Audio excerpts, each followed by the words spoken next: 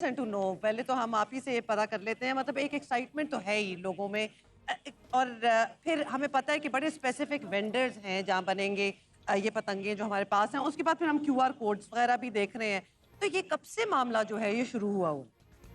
اس میں ایک خاص بات جو سامنے آئی ہے کہ اتنا ڈیفرنس ہے کہ اب جو شاپنگ ہو رہی ہے نا وہ نئی ریس آ گئی ہے.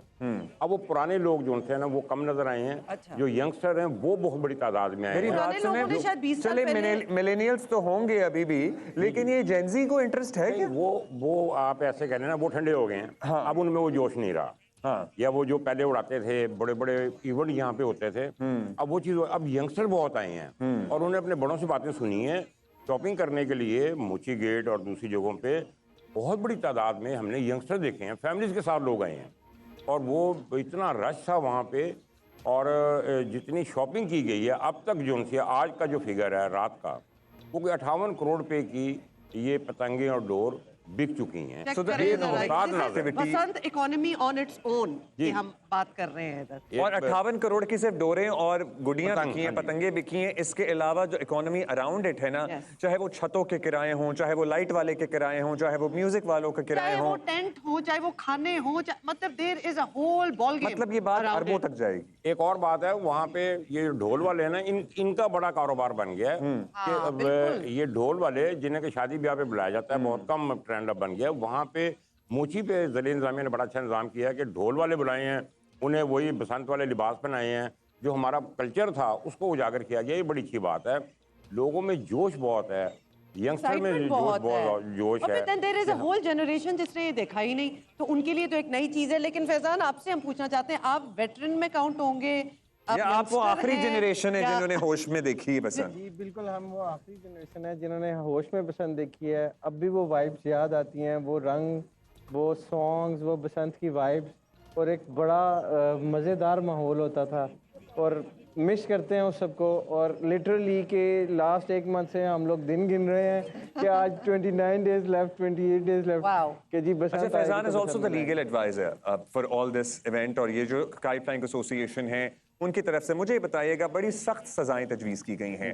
آپ لوگ شروع سے یہ SOPs بنانے میں آن بورڈ تھے. یہ کیسے یہاں تک پہنچنا ایک مائل سٹون ہے، سو یہ پروسیس ذرا ہمیں یاد کرائیں. اس میں ایسے ہے جی کہ CM صاحبہ کی ہدایت پر ایک کمیٹی تشکیل دی گئی تھی جس میں بیک ان 2024 آپ کہہ رہے ہیں. بیک ان 2024 جس میں کہ کائٹ فلائنگ سے ایسوسیٹیڈ جو اس چیز کی سمجھ رکھتے ہیں اور ایسوسیشن کے لوگ پلس کچھ میڈیا کے لوگ، زہیب بٹ صاحب، پلس اس سارے اس کو اون کر رہے تھے. سٹارٹ میں کامنہ لاشاری صاحب جو کہ DG ورلڈ سٹی تھے، اور اس میں CCPO صاحبان اور دوسرے سرکاری عہدیداران شامل تھے. اس میں جو ہے ہم نے ان کو کائٹ اور ڈور کا سائز پرسکرائب کیا کہ اس سائز تک جو پتنگ اور جو ڈور ہے وہ ہارمفل نہیں ہے.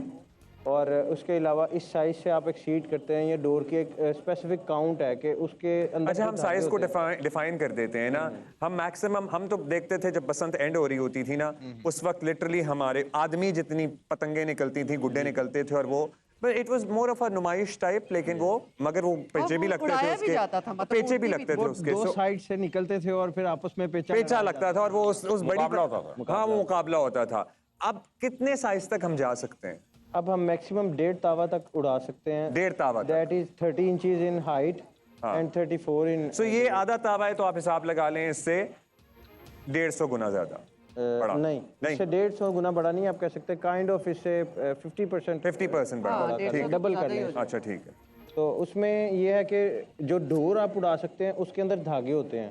9 کاؤنٹس دھاگے کے ہونے چاہیے. 9 سے زیادہ دھاگے پہ مشتمل وہ ڈور نہیں ہونے چاہیے جو آپ اڑائیں گے.